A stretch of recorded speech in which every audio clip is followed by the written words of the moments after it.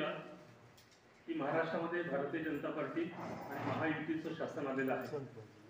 निवडणुकीपूर्वी अनेक गोष्टी होत्या, शासन कोणाचं येणार, पण निकाल लागला, भारतीय जनता पार्टीचे 132 आमदार निवडून आले आणि महायुतीचं सरकार झालं। सरकार झाल्यानंतर नेमके मुख्यमंत्री कोण होणार याची चर्चा मीडियाने खूप केली। मुख्यमंत्री आणि उपमुख्यमंत्री देखील निश्चित झाले।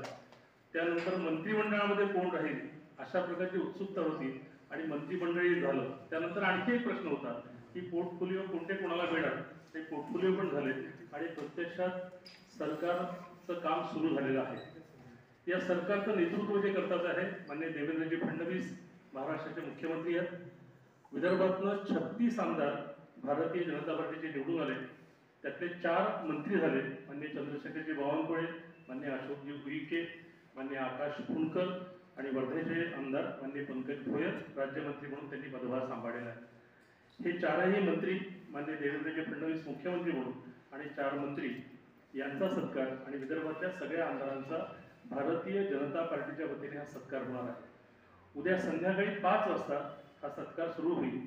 आपलं जे ईश्वर देशमुख शालेय शिक्षण महाविद्यालय आहे या महाविद्यालयाच्या ग्राउंडवर या मैदानामध्ये हा सत्काराचा कार्यक्रम होईल।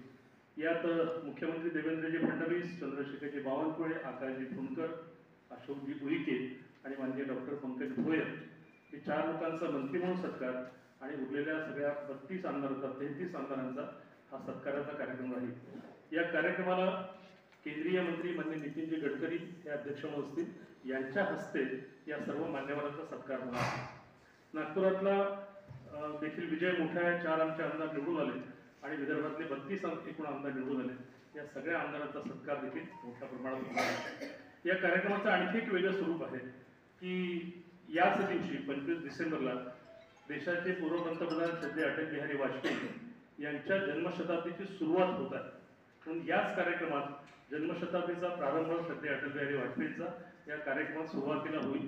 या कार्यक्रमाच्या स्वरूपामध्ये असं आपण केलेलं आहे की अटल बिहारी वाजपेयी हे कवी होते, त्यांच्याच कवितांचं मराठी ट्रान्सलेशन केलं गेलेलं आहे आणि काही हिंदी असे जवळपास 4 गाण्यांचे कार्यक्रम, 4 गाणे त्यात राहतील, त्याचा कार्यक्रम होईल आणि 23 मिनिटाचं एक बॅले नृत्य आहे। अटलजींच्या कवितांच्या आधारावरती 50 नृत्यांगणा या कवितांच्यावरती आपलं नृत्य सादर करतील। हा जवळजवळ 50-55 मिनिटाचा हा सांस्कृतिक कार्यक्रम असेल आणि यानंतर माननीय देवेंद्रजींचा सत्कार नितीनच्या हस्ते होईल आणि बाकी मंत्री आणि आमदारांचा सत्कार होईल। साधारणपणे हा मोठा विजय भारतीय जनता पार्टीच्या कार्यकर्त्यांनी अतिशय परिश्रमपूर्वक हा विजय मिळवलेला आहे।